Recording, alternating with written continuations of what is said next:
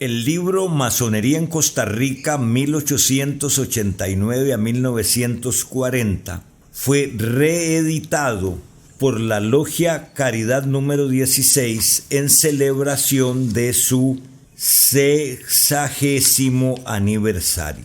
Este libro, que tenía 83 años de no reeditarse, gracias al esfuerzo de los queridos hermanos de la Logia Caridad número 16, fue presentado el 30 de noviembre del 2023. Es un hermoso tomo de 254 páginas.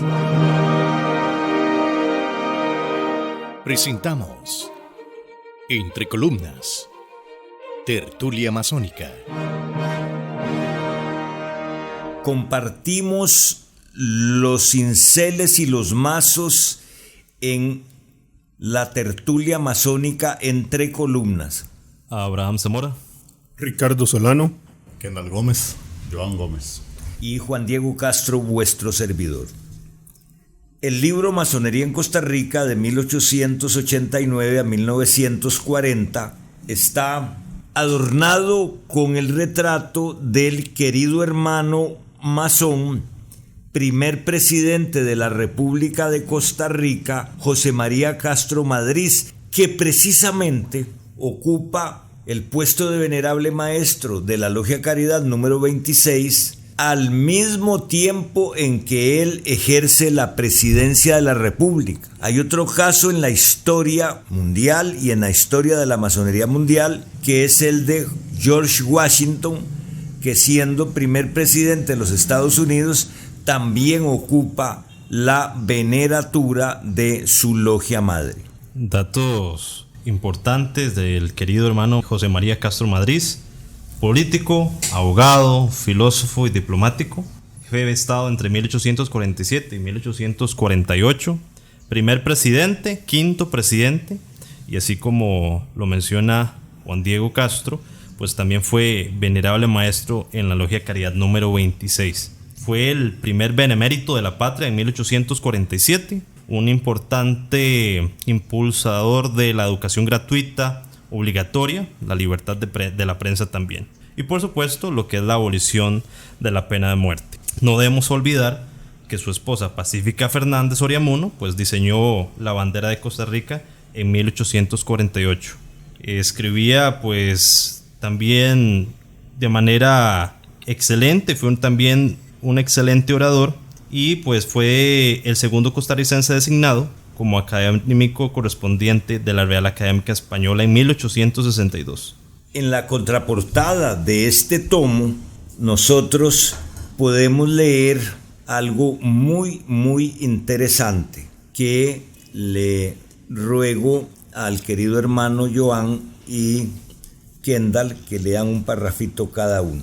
Y aunque jamás debiera prescindirse al hablar del Dr. Castro, de hacerlo con admiración, referencia a su claro talento, a su vasta ilustración, a su honradez inmaculada y a su moralidad ejemplar, yo me limitaré a decir algo ahora de su liberalismo, por ser este un concepto tan mal comprendido y tan torcidamente aplicado por la mayor parte de los hombres representativos en la política de casi todos los años de todos los pueblos, como lo fue en grado eminente el Dr. Castro. Más se necesita rectitud moral de las intenciones que el copioso y variado acervo del saber, que a muy pocos les es dado alcanzar. Cuando en días memorables de agitaciones políticas, siendo el Dr. Castro presidente de la República, instituida la nación en esta forma por él, algunos de sus amigos se acercaron a aconsejarle que refrenara la libertad de imprenta, que estaba haciendo labor tenaz en contra suya. El egregio magistrado les contestó en estos o parecidos términos: la libertad de la prensa es un derecho consagrado por la ley,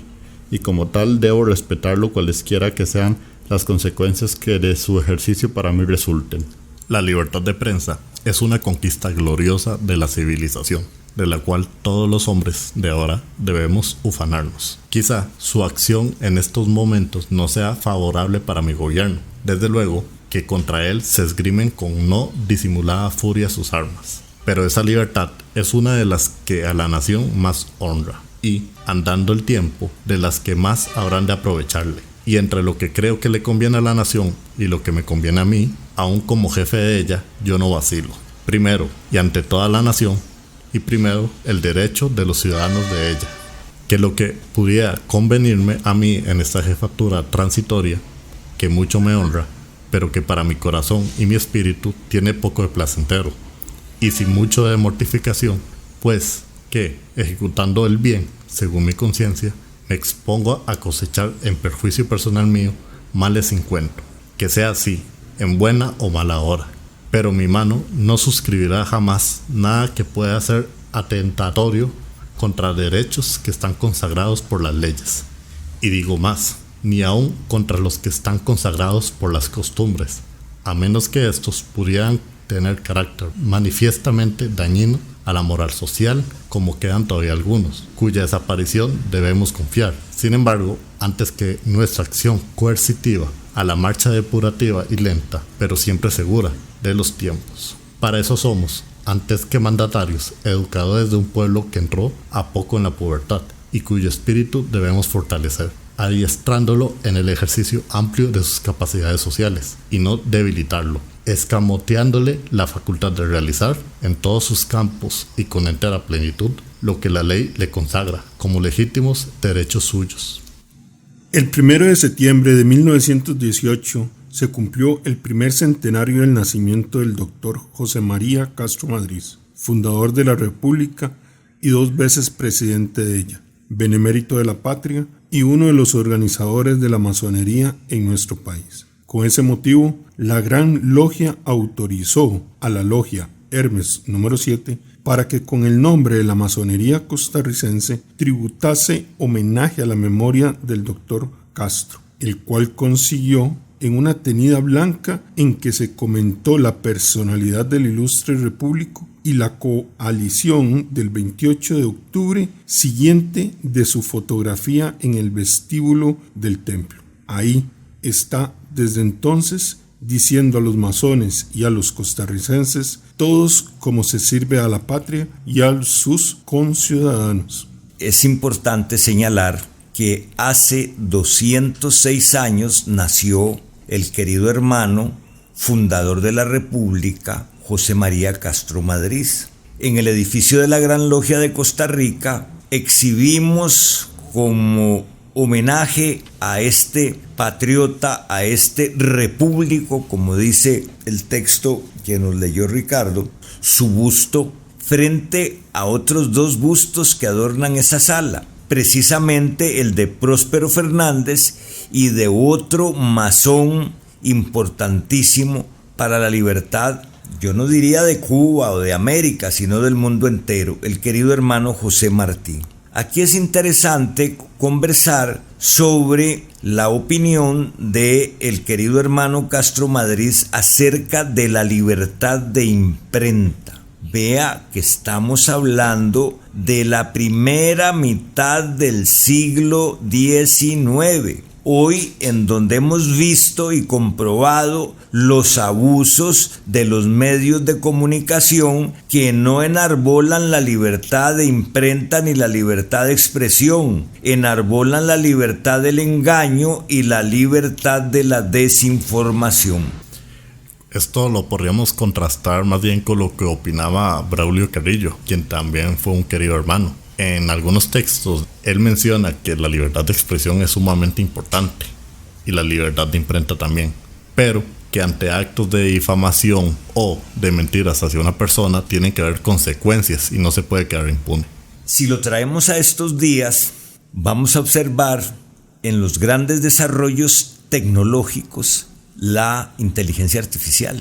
Y ahora resulta que pueden poner la imagen de cualquier persona, de cualquier político, de cualquier presidente, a decir cosas que nunca dijo. En las recientes elecciones de México que acaban de terminar, eso fue terrible. Cómo esa libertad de expresión de hace 150 años, hoy día no se constriñe a la pequeña imprenta que hacía un periodiquito o que hacía hojas sueltas. Es que el daño que se puede hacer al honor de cualquier persona es infinito. Poniéndole atención a las palabras de Castro Madriz, sí creemos también que esa libertad de expresión y esa libertad de imprenta es un derecho fundamental que hay que defender y que más bien hay que ampliar, poniendo cuidado en los abusos que cometen algunos medios de comunicación. De otro hermano que trabajó y luchó por la libertad de prensa, que fue don Rogelio Fernández Güell, que durante la dictadura de los Tinoco, su función como director de El Imparcial, los Tinoco mandaron a quemar su imprenta, ¿verdad? Y fue un abuso porque él daba su opinión y como estaba en contra de la dictadura, pues tenía el gobierno en contra. Y que conllevó al final en su vil asesinato, ¿verdad? Que lo llevó a terminar con su vida. De la cita que oíamos, que vos leíste hace un instante, es la Logia Hermes la que pide que se coloque la foto de Castro Madriz o el retrato. Y es en la tumba de la Logia Hermes donde se traen los restos de Fernández Güell y ahí están sepultados. ¿Por qué estamos siendo tan detallados con toda esta parte de la libertad de prensa? Los masones en general pues defendemos la libertad de expresión. Desde siempre somos hombres libres y defendemos la libertad de cada uno de los ciudadanos, y específicamente de Costa Rica, para poder expresarse. La defendemos. Ante todo, más que todo en la sociedad actual, donde hay tantas y diversos medios para poder, por ejemplo, lo mencionó querido hermano Juan Diego Castro, para hacerse pasar por una persona, ¿verdad? La voz, la imagen. Hay que empezar a analizar si bien es libertad de expresión y en qué momento estamos traspasando esa línea al usurpar la libertad de la otra persona o la imagen de otra persona, que ya son otras versiones y perspectivas en cuanto a la libertad. Así es. Los masones costarricenses, los masones del mundo entero, somos hombres libres, somos hombres de buenas costumbres, que creemos en Dios y en la inmortalidad del alma, y juramos defender la libertad. Entre columnas, tertulia masónica.